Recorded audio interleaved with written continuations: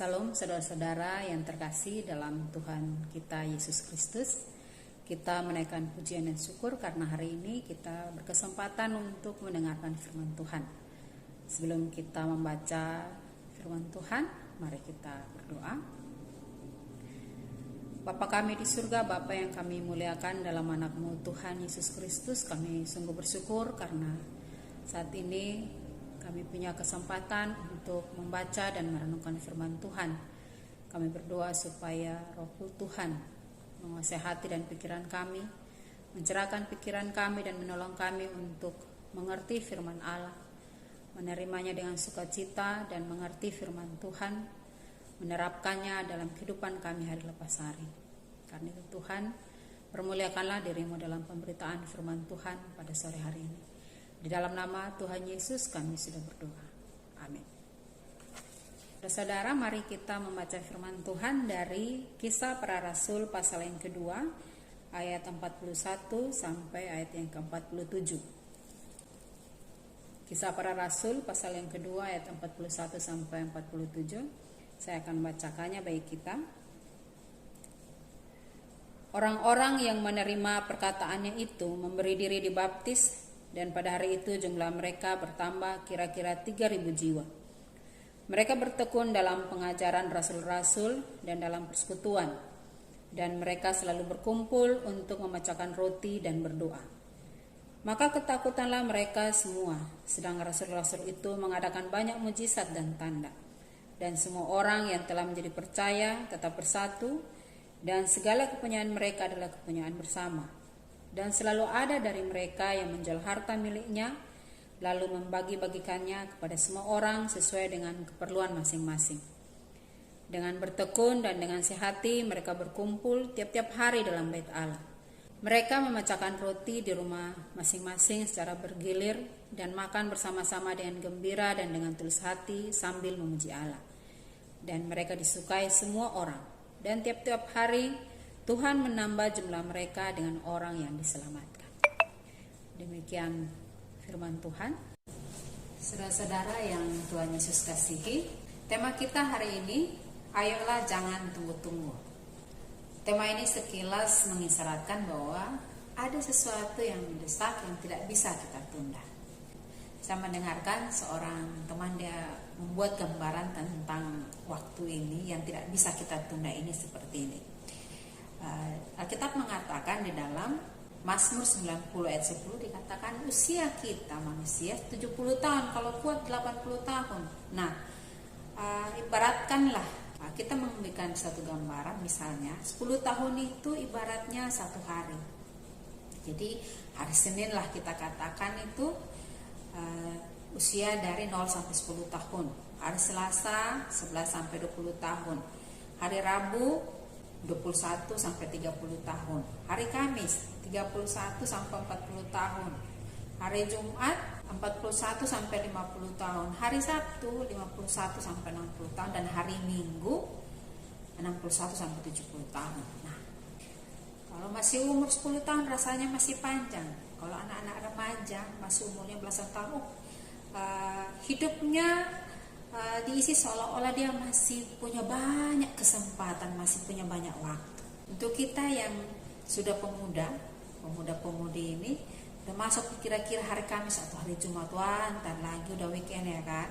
Nah saudara, masalahnya kita belum tentu semuanya sampai hari Minggu ya kan. Ada yang sampai hari Selasa udah selesai dia.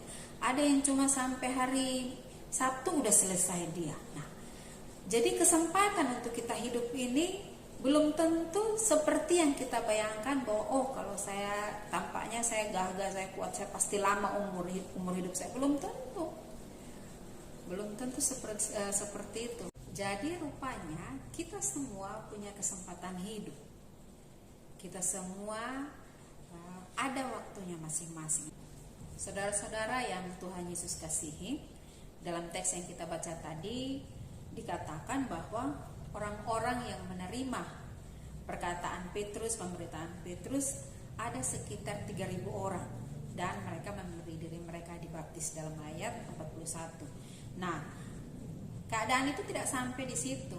Pada ayat 42 dikatakan mereka bertekun di dalam pengajaran rasul-rasul. Jadi ketika mereka menjadi percaya kepada Kristus melalui pemberitaan Petrus, para rasul yang ada, mereka akhirnya melanjutkan kepada tahap yang berikut, yaitu bertekun dalam pengajaran rasul-rasul.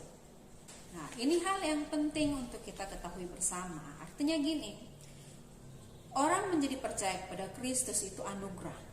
Ya kan, bukan karena usahamu, tapi itu adalah anugerah. Tapi untuk bertumbuh itu perlu kita perjuangkan, perlu kita usahakan. Itu situlah dikatakan kita perlu yang namanya ketekunan. Nah, di sini di dalam Kisah Para Rasul 2 ayat 42 dikatakan mereka bertekun dalam pengajaran rasul-rasul dan dalam persekutuan, dan mereka selalu berkumpul untuk memecahkan roti dan berdoa. Saudara-saudara yang dikasihi oleh Tuhan, bertekun itu memiliki arti yang pertama dikatakan dia bertahan, yang kedua dia menyembuhkan diri atau berhubungan karib atau menghabiskan banyak waktu atau memusatkan pikirannya dengan hal tertentu. Nah, jadi kalau di sini dikatakan bertekun di dalam pengajaran, maka artinya bagaimana mereka menyibukkan diri dalam pembelajaran firman Tuhan. Bagaimana mereka memusatkan pikiran mereka untuk belajar dari para rasul ini. Berhubungan erat, berhubungan karib dengan atau menghabiskan banyak waktu di dalam pembelajaran firman Tuhan. Ada kalanya kita mendengar ada orang yang rajin persekutuan, ada orang yang rajin ke gereja, tetapi menjadi keluh kesah bagi banyak orang. Kenapa dia bisa begitu? Kenapa dia bisa sedemikian seperti itu? Padahal dia rajin pergi persekutuan, padahal dia rajin mengikuti kegiatan-kegiatan di gereja atau kegiatan-kegiatan persekutuan. Ada sebuah lagu yang saya pikir cocok untuk kita dengarkan bersama, ya. Mau kemana? Apa ya? Kutanya hari Sabtu kamu kemana? Ke gereja. Kutanya hari Minggu kamu kemana? Ke gereja. Tiap minggu kamu pergi ke gereja, tapi mengapa hidupmu gak berbeda? Tiap minggu kamu pergi ke gereja, tapi hati dan mulutmu gak dijaga. Kutanya hari Senin kamu kemana? Kebaktian. Kutanya hari Selasa kamu kemana? Kebaktian. Hampir tiap hari kamu kebaktian, tapi mengapa nilaimu berantakan? Hampir tiap hari kamu kebaktian, tapi mengapa prestasimu pas-pasan? Kutanya Rabu, Kamis, Jumat kemana? Persekutuan. Kutanya Rabu, Kamis, Jumat kemana? Persekutuan. Tiap hari kamu pergi persekutuan, tapi bisnis tipu kiri kanan. Tiap hari kamu pergi persekutuan, tapi korupsi kolusi terus jalan. Jadilah anak Tuhan yang bisa jadi teladan. Jangan cuma rajin kebaktian, jangan cuma rajin persekutuan, tapi lebih penting melakukan firman agar nama Tuhan dipermuliakan. Sabtu, Minggu, Senin, Selasa, Rabu, Kamis, Jumat, Sabtu lagi. Hebat. Kutanya hari ini kamu kemana? Pelayanan. Kutanya hari ini kamu kemana? Pelayanan. Jangan sampai kamu rajin pelayanan, tapi tugas kewajiban berantakan. Jangan sampai kamu rajin pelayanan, tapi keluargamu awut-awutan. Nah loh. Jangan sampai kamu rajin pelayanan hanya untuk cari gebetan. Nah, yang muda-muda nih. Jangan sampai kamu rajin pelayanan karena amplop persembahan. dengar lagunya? Ya, jadi rupanya rajin gereja, rajin persekutuan, ya kan, rajin pelayanan, tapi kok seperti itu? Ya kan? Kenapa seperti itu? Bagaimana dia bisa melakukan firman Tuhan, ya kan? Oh, waktu dia ibadah, waktu firman Tuhan dia online. Nah, apalagi sekarang misalnya kita ibadahnya online. Siapa yang tahu? Apakah dia mendengarkan firman Tuhan atau tidak? Siapa yang tahu? Padahal misalnya kita yang mempersiapkan, ya kan, tema-temanya, hamba Tuhan menyampaikannya, mempersiapkan yang begitu detail, ya kan. Bagaimana dengan harapan supaya orang pemuda, ya kan, yang mendengarkan itu mereka benar-benar bertumbuh walaupun tidak bisa berkumpul bersama, ya kan, satu dengan yang lain melihat, menasihat. Tetapi bagaimana dengan pemberitaan firman Tuhan itu dia bertumbuh. Tapi waktu ibadah dia cuma ikut awalnya aja, belum selesai udah tidak ikut. Bagaimana dia bisa bertumbuh? Saudara yang Tuhan Yesus kasihi, ketekunan tidak boleh tidak melibatkan yang namanya pembelajaran firman Tuhan. Ketekunan harus didasari, harus dilengkapi dengan yang namanya pembelajaran firman Tuhan, pengetahuan firman Allah yang benar. Maka seperti definisi ketekunan tadi, maka seharusnya kita berusaha untuk memperjuangkan bagaimana supaya kita bisa bergabung, bagaimana supaya kita bisa terlibat, bagaimana supaya kita bisa ikut pembelajaran firman Tuhan, bagaimana supaya kita menciptakan kesempatannya. Jadi jangan kita membuat untuk belajar firman Tuhan kita membuat banyak alasan. Tetapi untuk pekerjaanmu, karena coba saudara bayangkan, untuk pekerjaan kita berusaha untuk memberikan waktu, nggak boleh terlambat. Kita berusaha memberikan waktu karena apa? Kita tahu persis bahwa pekerjaan itu akan berdampak dalam kehidupan kita secara nyata. Kita tahu persis, sehingga kita berusaha untuk memberikan waktu, memberikan pikiran, memberikan yang terbaik dalam pekerjaan kita. Lalu apakah saudara dan saudara menganggap bahwa belajar firman Tuhan itu nggak penting kali? Mulut bisa bilang penting, tapi kenyataannya kita menempatkannya sebagai sesuatu yang tidak penting. Itu terlihat dari mana? Satu, misalnya kita benar-benar tidak mengusahakan untuk memiliki waktu atau melibatkan diri dalam pembelajaran firman Tuhan itu sendiri. Kita tidak memperjuangkan. Cobalah saudara tanya kepada diri saudara sendiri. Apakah saudara benar-benar memperjuangkan untuk bisa bertekun di dalam pembelajaran firman Tuhan? Apakah saudara benar-benar memusatkan pikiran saudara untuk belajar firman Tuhan itu atau tidak?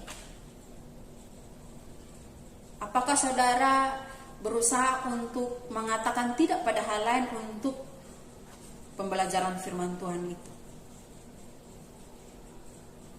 Masing-masing kita bisa menjawabnya, ya. Tapi saya secara pribadi, saudara, sejak saya masih kecil, masih remaja, bahkan ketika belum masuk remaja pun, saya berusaha untuk membaca firman Tuhan. Saya berusaha untuk pergi ke persekutuan. Saya berusaha untuk belajar firman Tuhan. Jadi ketika teman-teman saya bosan, ada yang malas, ada yang ngajak, ayolah gak usahlah kita pergi, nanti minggu depan aja. Saya tidak, saudara, saya berani berkata bahwa saya tidak pernah mengikuti. Walaupun sendirian saya, tapi saya akan pergi untuk mengikuti kelompok kecil itu, KTB itu. Dan itu juga yang sampai hari ini bagaimana saya berjuang. Sehingga kalau misalnya ditanyakan kepada diri saya sendiri, apakah saya berjuang untuk mempelajari firman Tuhan? Iya. Saya berusaha, saya berjuang. Bahkan ketika saya merasa lelah, saya merasa malas, saya berkata kepada diri saya, ayo belajar firman Tuhan. Tapi setelah itu maju, semangat. Tidak boleh mundur. Jangan karena hari ini lelah, hari ini capek, hari ini rasanya tidak ada waktu, terus besoknya pun ditambah-tambahkan lagi alasan yang lain. Saudara, firman Tuhan jelas mengatakan bahwa ketika mereka percaya kepada Tuhan, mereka selanjutnya terus-menerus dikatakan terus-menerus bertekun dalam pengajaran. Jadi, saudara, apakah orang yang baru bertobat wajib ikut PA? Wajib belajar firman Tuhan? Ya, saya katakan wajib dia ikut, harus dia ikut. Cara hidup jemaat mula-mula jelas menjadi suatu patron atau suatu model yang jelas yang patut untuk kita tiru. Artinya, orang harus dimulai dengan mengenal Kristus. Karena tanpa pengenalan yang benar akan Kristus, bagaimana iman yang benar itu bisa terbangun? Kita tidak bisa berkata bahwa nggak perlu saya rajin kali pun bisa. Saudara keliru. Harusnya saudara rendah hati di hadapan Tuhan. Saudara butuh Tuhan, butuh firman Tuhan. Kita semua butuh firman Tuhan. Maka tidak ada seorang pun yang bisa mengatakan bahwa dia sudah cukup pandai untuk tidak perlu lagi belajar firman Tuhan. Yang kedua, bertekun di dalam persekutuan. Jadi di dalam persekutuan itu kita belajar firman Tuhan. Tapi juga di dalam persekutuan itu kita ada yang namanya memuji Tuhan, ada yang namanya memberi persembahan. Di dalam persekutuan itu ada yang namanya kebersamaan, ya. Di dalam persekutuan itu ada yang namanya berdoa. Jadi jangan cuma suka salah satu bagiannya saja, jangan. Tetapi dikatakan berjuanglah untuk tekun di dalam bersekutu. Berjuanglah untuk tekun di dalam, pusatkanlah dirimu ke dalam persekutuan itu. Artinya kita dengan yang lain harusnya saling terikat satu dengan yang lain karena kita satu di dalam Kristus. Di dalam persekutuan ada yang namanya juga saling berbagi atau saling memberi. Itu dalam ayat yang ke-45. Mereka ada yang namanya saling memberi, ada yang namanya saling berbagi. Jadi orang yang berlebihan tidak tutup mata dengan melihat kekurangan orang lain. Sebenarnya bukan hal yang rumit, sulit untuk kita mengerti ya kan, soal saling berbagi, saling memberi ini. Karena misalnya saudara punya teman, punya sahabat, itu bukan hal yang baru jika saling berbagi, saling memperhatikan, ya kan? Apalagi kalau saudara dalam Kristus. Pasti bukan hal yang sulit untuk saling memberi dan saling memperhatikan itu. Jadi penting untuk kita menerapkan itu. Jadi tidak ada orang yang namanya begini, rajin dia belajar firman Tuhan tapi pelitnya minta ampun, ya kan? Tidak ada seperti itu. Rajin dia belajar firman Tuhan tetapi kurang belas kasihannya. Harus kita latih. Harus kita di sini dibilang bertekunlah, perjuangkanlah. Oh, rupanya kayaknya saya itu ya kurang sensitif ya, kayaknya saya itu ya adapun kayaknya udahlah untuk aku aja gitu ya kan, semuanya untuk aku aja. Nah, jadi mari kita perjuangkan, kita berusaha untuk apa? Bertekunlah dalam hal itu juga, dalam memberi. Jangan tahan-tahan, seperti tema kita, jangan tunggu-tunggu. Untuk ikut persekutuan, untuk belajar firman Tuhan itu jangan tahan-tahan, jangan tunggu-tunggu. Nanti aja, seolah-olah banyak kali waktumu ya. Nah, tetapi mari kita semua lihatlah bahwa Tuhan sedang memberi saya kesempatan hari ini. Mari saya lakukan selagi punya kesempatan itu. Yang keempat dikatakan bertekun dalam berdoa. Nah, saudara, orang yang sudah bertumbuh di dalam pembelajaran firman Tuhan, yang sudah hadir di dalam persekutuan, tidak mungkin dia tidak suka berdoa. Dan bukanlah orang yang sulit untuk diajak berdoa, doa bersama ya. Hari ini mari kita bersama-sama memperjuangkan, mengusahakan untuk kita pun bertekun di dalam berdoa. Yang terakhir adalah bertekun di dalam pemberitaan Injil. Jemaat mula-mula mereka bertobat, mereka mengenal Tuhan dari pemberitaan Injil yang dilakukan oleh Petrus dan para rasul yang lain. Nah, sehingga orang-orang yang mengalami kebaikan Tuhan ini, orang-orang yang diselamatkan ini pun dengan kehidupan mereka, cara hidup mereka pun itu pada akhirnya menarik banyak orang untuk bergabung dengan mereka. Karena apa? Orang-orang takjub melihatnya, orang-orang kagum melihatnya. Di dalam ayat yang ke-47 dikatakan, dan mereka disukai semua orang, dan tiap-tiap hari Tuhan menambah jumlah mereka dengan orang yang diselamatkan. Kita menjadi orang-orang percaya bukan supaya kita menjadi khusus lalu kita tidak dapat dijangkau, orang lain tidak bisa melihat Kristus dalam hidup kita. Tapi sebaliknya, seperti yang dikatakan Paulus, kita menjadi orang-orang atau menjadi surat yang dapat dibaca oleh semua orang. Firman Tuhan yang kita baca tadi jelas mengungkapkan orang banyak melihatnya, dan dikatakan mereka disukai semua orang dan jumlah mereka bertambah dari hari ke hari.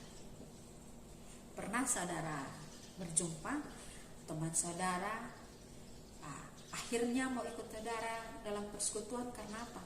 Dia suka melihat saudara, dia suka melihat cara hidup saudara, dia suka melihat bagaimana saudara dalam perilaku hidup saudara, berkata-kata dan yang lain. Dan dia tertarik dan dia ikut persekutuan karena saudara. Indah bukan? Nah, jadi mari kita berusaha sungguh-sungguh memperjuangkan apa yang sudah Tuhan buat dalam hidup kita, supaya kita akhirnya mengalami yang namanya pertumbuhan rohani. Jangan sampai kita tidak maju-maju dalam kehidupan kita. Kita hanya menjadi orang percaya yang kerdil, ya kan? Kita menjadi orang-orang yang ketinggalan karena apa? Kita menyia-nyiakan waktu. Saudara dan saya punya waktu yang sama, 1 menit 60 detik. Saudara punya 1 menit 60 detik, saya juga sama. Tapi 1 menit 60 detik itu, apa yang saudara lakukan dengan itu? Jadi saudara, jangan tunggu lagi. Jangan tunggu-tunggu lagi. Ayo lakukan selagi masih ada waktu. Ayo bertekun. Ayo mari kita bertumbuh bersama-sama. Mari kita memberitakan Injil selagi ada waktu, selagi ada kesempatan.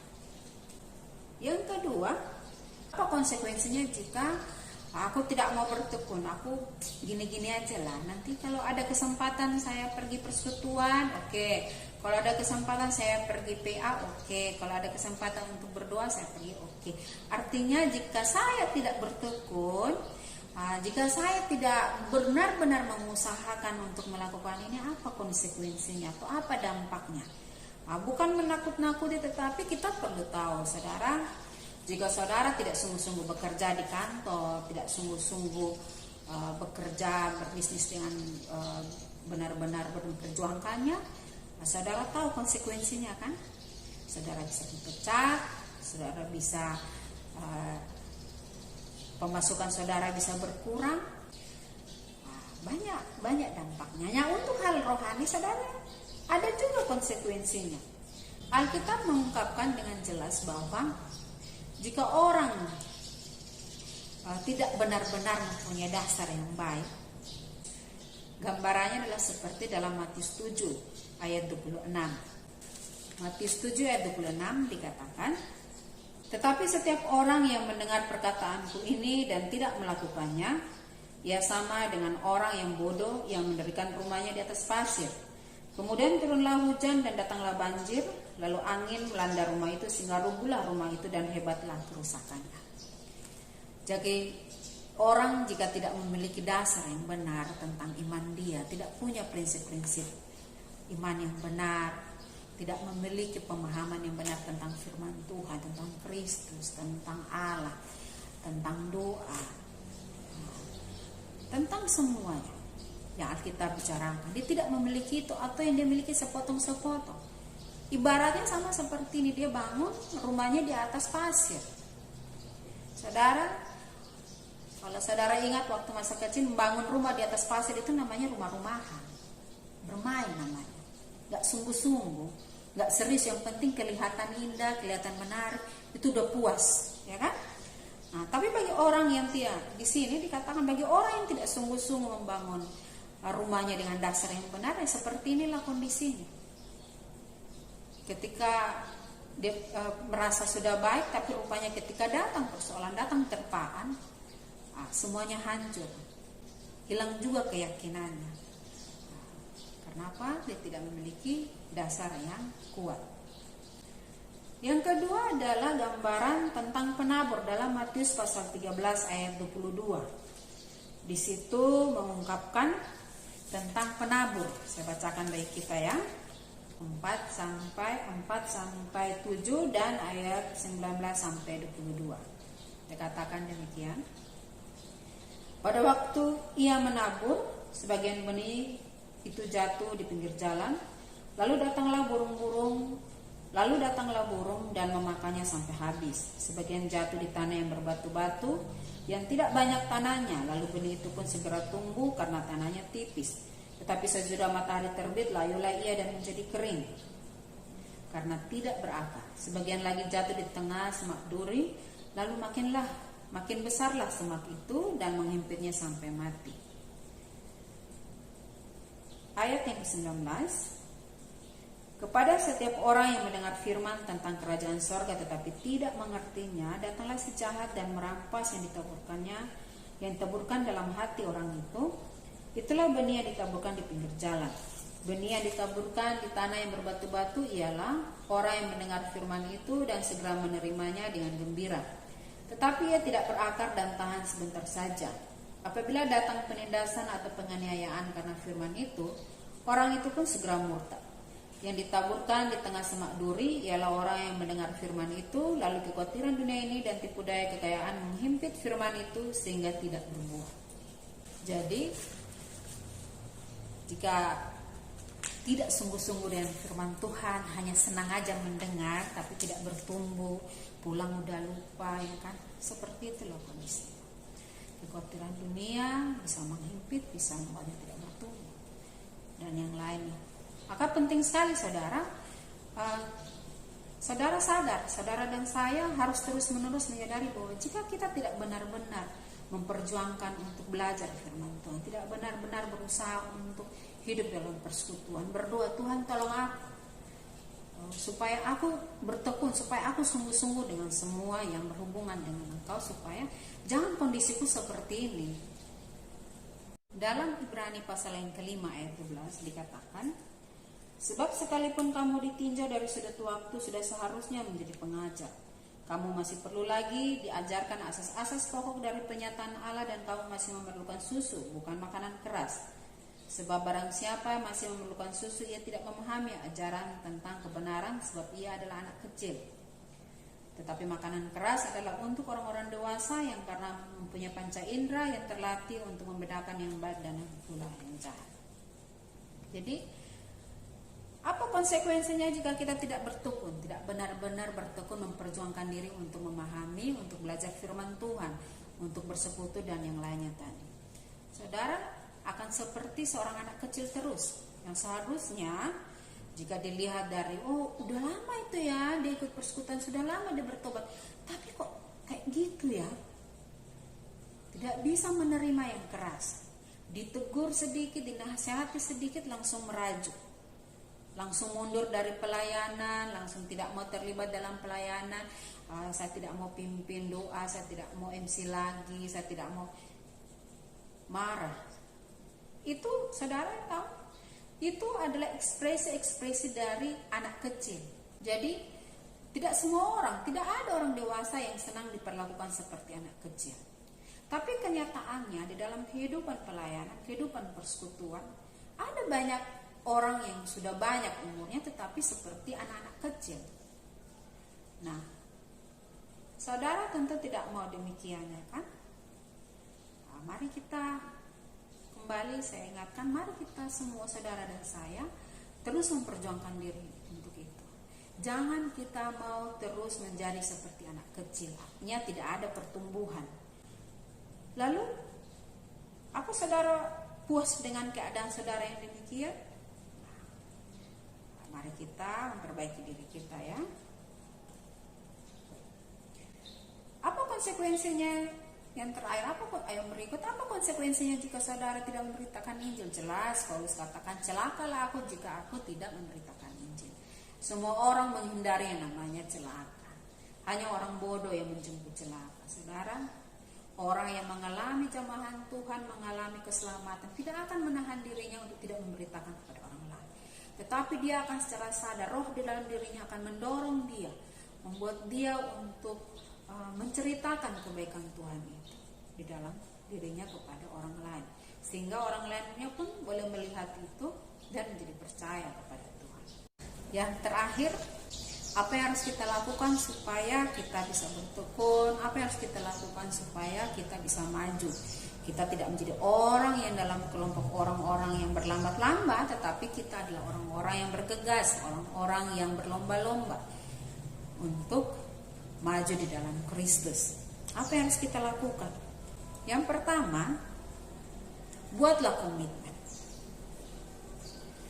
Saudara dan saya, buatlah komitmen bahwa seperti Yosua, dia katakan dalam Yosua 24 ayat 15, dia katakan, tetapi aku dan seisi rumahku kami akan beribadah kepada Tuhan. Sahabatmu bisa saja bermalas-malas atau bahkan mengajakmu untuk malas, tetapi saudara dan saya, buatlah komitmen untuk apa?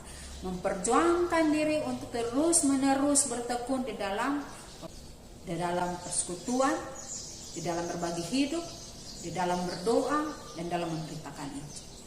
Mari kita buat bersama-sama komitmen yang baru untuk tekun di dalam semuanya itu. Tidak sanggup aku. Ya, tidak ada yang sanggup. Kita membutuhkan Tuhan untuk melakukannya. Mari kita semangat, kita motivasi diri kita. Lihatlah kepada Tuhan. Semangati diri, lihatlah bahwa ada hal yang menarik. Orang berlomba-lomba untuk mendapatkan hadiah, mahkota. Jangan kita menjadi orang-orang yang kalah, orang yang mundur. Yang kedua, pertama kita buat komitmen. Yang kedua, dalam Ibrani 10 ayat 25 dikatakan, janganlah kita menjauhkan diri dari pertemuan-pertemuan ibadah kita seperti dibiasakan oleh beberapa orang, tetapi marilah kita saling menasihati dan semakin giat melakukannya menjelang hari Tuhan yang mendekat. Jangan menjauhkan diri dari pertemuan-pertemuan ibadah. Bagaimana bertekun kalau menjauhkan diri dari pertemuan? Ya? Jadi, apa yang harus aku lakukan? Dekatkan dirimu. Tanyakan, kapan kita PA? Tanyakan kapan kita jam doanya. Katakan siapa yang sedang kekurangan. Orang yang namanya berusaha memperjuangkan itu, dia akan mencari tahu. Ya, saudara, cari informasi. Kapan PA-nya? Kapan persekutuan? Yang terakhir, ingat, penginjilan itu adalah sebuah kewajiban. Paulus firman Tuhan katakan itu adalah keharusan, bukan anjuran. Itu bukan kalau bisa, bukan, tapi dikatakan itu adalah keharusan. Jadi, mari kita semua, mari kita memperjuangkan. Jangan tunggu-tunggu. Saudara, hari ini saudara sudah mendengarkan firman Tuhan, jangan tunda. Jangan tunda waktumu untuk apa? Untuk bertekun. Jangan tunda waktumu untuk bersekutu. Jangan tunda waktumu untuk berbagi hidupmu dengan orang lain. Apa yang ada padamu, lihat orang di sekitarmu. Jangan tunda waktumu untuk tidak berdoa, tapi berikan waktumu untuk berdoa. Berdoa untuk dirimu, berdoa untuk orang-orang, berdoa untuk dunia ini, berdoa untuk misi semua. Dan ingatlah, setiap kesempatan yang Tuhan berikanmu itu adalah untuk penginjilan, untuk memberitakan kabar baik itu. Kenapa kamu dengan mudah bisa menceritakan kabar yang buruk atau kabarmu tentang hal-hal yang lain, tetapi kabar baik tidak kamu beritakan kepada orang-orang yang kamu kenal, yang kamu dekat, yang kamu kasihi. Tuhan Yesus memberkati. Mari kita berdoa. Bapa kami di surga, terima kasih untuk firman Allah yang sudah kami baca dan kami renungkan. Materikan dalam kehidupan kami dan buat kami mengerti, tapi juga berusaha menerapkannya dalam kehidupan kami hari lepas hari. Terpujilah Engkau Tuhan, di dalam nama Tuhan Yesus kami berdoa kepada Bapa di surga. Amin.